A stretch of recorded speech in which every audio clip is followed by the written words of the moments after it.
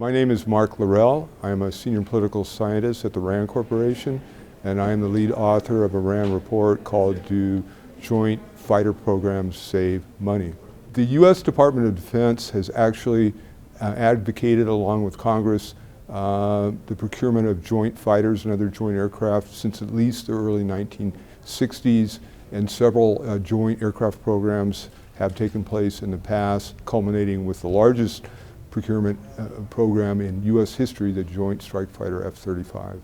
The main reason that advocates push for joint fighter and other joint aircraft programs is that it is widely believed, and it can be shown in theory, that they will save a substantial amount of money in development, production, and support.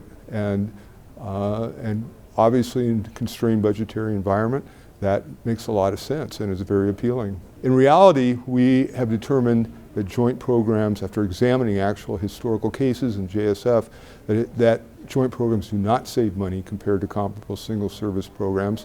And the main reason is that it is very difficult to combine the differing requirements of 2 or 3 services into a single common platform, because all the savings for joint programs arise from commonality.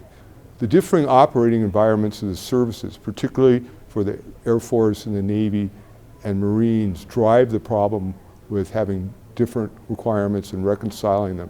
For example, the Navy needs fighters that can take off and land on an aircraft carrier at sea. They have to be much more robust and survive that environment, whereas the Air Force needs planes to take off and land on land bases, and the Marines want an aircraft that can take off and land vertically or nearly vertically. And these are fundamentally different needs that are difficult to design and incorporate into a common, similar design. The bottom line takeaway recommendation is that, given the fact that there is no hard statistical or database evidence that historic programs or the JSF have actually saved life cycle costs compared to single service programs, and there are potential other downsides, such as increased strategic operational risk, industrial base issues with going with joint programs, that we recommend